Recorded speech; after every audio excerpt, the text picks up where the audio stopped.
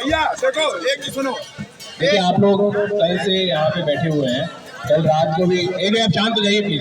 भैया देखो आप सब स्टूडेंट हो, तो स्टूडेंट में सबसे पहले अगर आपको कोई बात कहनी शांतिपूर्वक तरीके से अपनी बात कहने का, आपसे पढ़े लिखे लोग हो, प्रबुद्ध वर्ग के लोग हो, तो भी अगर हम आपसे कोई अपील कर रहे हैं तो आपको एज स्टूडेंट एज प्रबुद्ध वर्ग के जितने भी हमारे अभ्यर्थी हैं, और चूंकि आप में से बहुत सारे लोग आगे अधिकारी भी बनेंगे और किसी अच्छे उच्च पदों पे जाएंगे, तो बात सुनने का एक वो होना चाहिए। अगर हम यहाँ बैठे हैं सिर्फ इसलिए थोड़ी बैठे हैं आप लोग के भी हम अपनी आवाज़ करते रहे, कितना आप वो करेंगे, तो कृपया करके बात सुन लीजिएगा पूरी बात।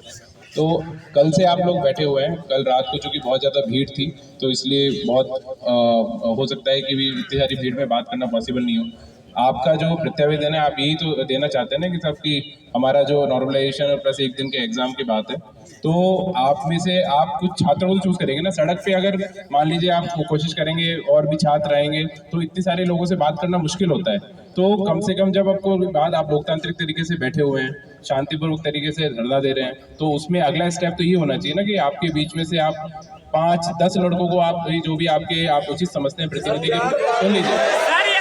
तो अभी मैंने क्या कहा था कि आप छात्र हो तो बात पूरी सुननी चाहिए पहले तो, ठीक है। छात्र बात तो सुनोगे ना उनसे। तो अगर मान लो कि जो भी 10 लोग हैं, क्योंकि एक साथ मान लो 1000 लोगों से बात करना आप सब लोग जानते हैं कि वो मुश्किल है। एक मिनट मैं बता रहा हूँ। तो उसमें से नहीं, वो भी कल आए थे, कल तो आए थे, कल की ये बात थी नहीं, मेरे साथ तो आए थे रात को।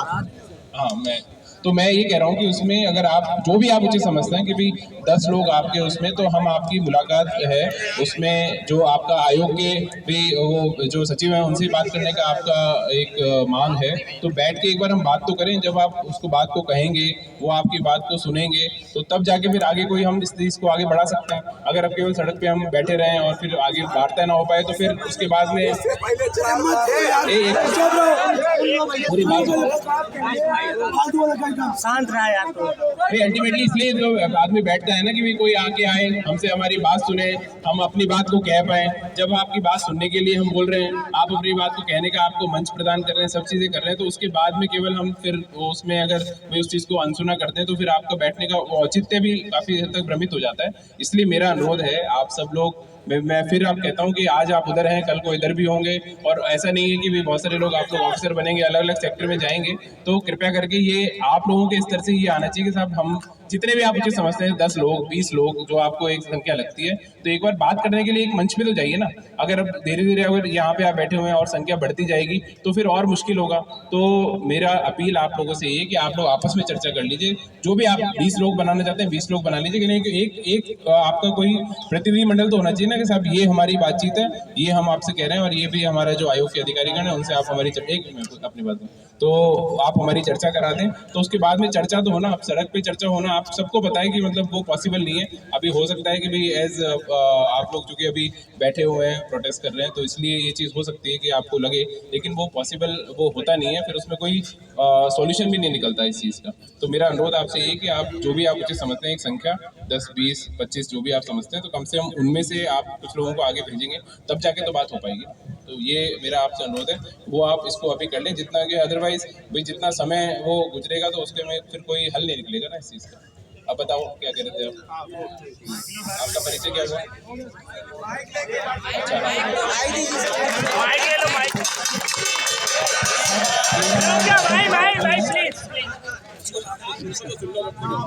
सर मेरा नाम राजन त्रिपाठी है, मैं भी सिविल सर्विसेज की तैयारी कर रहा हूँ, और दिल्ली में भी मैं रहा हूँ, वहाँ भी मैंने मेंस की तैयारी की है, और यहाँ ममफोड़गंज में सर मैं रहता हूँ। 15 अक्टूबर को सर मैंने आयोग में ज्ञापन देने की कोशिश की, 3.5 घंटा इन्होंने गेट बंद कर दिया, मुझे एंटर नहीं करने दिया। 3.5 घंटे सर मैं बोलना नहीं कोई लोग, आप लोग 3.5 घंटे सर मैं इस गेट से उस गेट तक, और सर आप तो जानिए आप लोग यहाँ चौकी पे सर जो है, मैंने यहाँ पे जो चौकी इंचार्ज हैं उनसे बात किया, रिक्वेस्ट किया कि हम स्टूडेंट हैं, हम अपनी बात रखना चाहते हैं, और एज ए गार्जियन हमारे अध्यक्ष जी तो मतलब हम स्टूडेंट हैं तो गार्जियन ही हमारे, तो हमने कहा सर कि हम अपनी बातें अब ज्ञापन के माध्यम से अध्यक्ष महोदय को देना चाहते हैं। तो सर उधर गेट इन्होंने बंद किया, फिर इधर फोर्स लगा दी, फिर बोले कि ऐसा है कि एंटर नहीं होगा, फिर थाने से जो है फिर फोर्स बुला ली। फिर हमने कहा कि हम सिर्फ बात करना चाहते हैं, 20-22 लोग थे सर, फिर उसके बाद 15 अक्टूबर के दिन सर जो है फिर मैंने कहा कि जाऊंगा नहीं, ज्ञापन तो हम दे सकते हैं। फिर इन्होंने कहा कि आप जाके जहाँ पे प्रत्यावेदन सर जमा होता है, मैंने वहाँ जाके प्रत्यावेदन जमा किया, मेरे पास फ़ोटो भी है सर और रिसीविंग भी है। उसके बाद ये 15 अक्टूबर की बात है सर, इन्होंने कहा कि हम आपको जल्दी जवाब देंगे। फिर हमने कहा ठीक है, पत्राचार में सर जानते समय लगता है। हम एक हफ्ते रुके, 21 अक्टूबर को सर आंदोलन की डेट हमने डिसाइड की, 21 अक्टूबर को 11 बजे। 11 बजे हम सब भाइयों ने जो भी यहाँ पे हैं वो सब आए, उन्होंने प्रेम पूर्वक, और सचिव महोदय भी बाहर आए थे, डिप्टी सेक्रेटरी दोनों लोग आए थे, परिचय यंत्र तीनों लोग आए थे। उन्होंने तीनों लोग ने आके बात की हम लोगों से। सचिव महोदय ने कहा हमसे कि ऐसा है, हम आपको 3 दिन में पत्राचार कर, क्योंकि उस दिन भी सर हमने ज्ञापन दिया, मतलब 21 को भी ज्ञापन दिया, 15 को भी सर ज्ञापन दिया और 21 को भी ज्ञापन दिया। तो 21 तारीख को जब सचिव जी ने यही पेशी गेट पे सर 2 नंबर पे उन्होंने ज्ञापन लिया और हमको आश्वासन दिया कि हम शासन से बात करेंगे और उसके बाद जो है हम आपको बताएंगे। हमने कहा चलिए ठीक है। तो 3 दिन, तो मैंने कहा कि 3 दिन बाद धरने का सर कोई आंदोलन का मतलब नहीं है।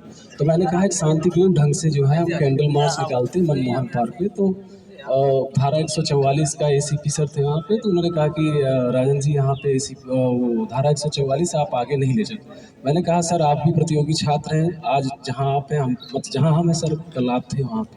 तो उन्होंने हमको समझा, तो बोला कि हमारी भी सर्विस है, आप समझिए ज़्यादा से ज़्यादा 100 मीटर इसके दायरे से आप आगे नहीं जा सकते। तो मैंने कहा ठीक है सर।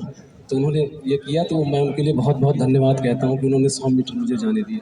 उसके बाद जो है हम कैंडल मार्च सर 26 अक्टूबर को निकाले थे।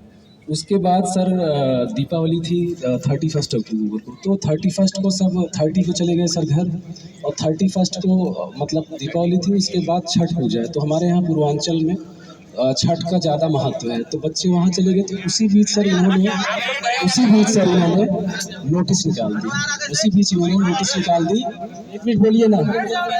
उसी बीच सर इन्होंने नोटिस निकाल दिया, नोटिस निकाला कि आपका पीसीएस जो है वो 2 दिन में 7-8 को होगा, और उसके बाद आपका जो ये आरओ की परीक्षा है, क्योंकि हमारी दोनों परीक्षा की मांग है, पीसीएस की भी है, आरओ की भी है, तो दोनों परीक्षा की मांग है।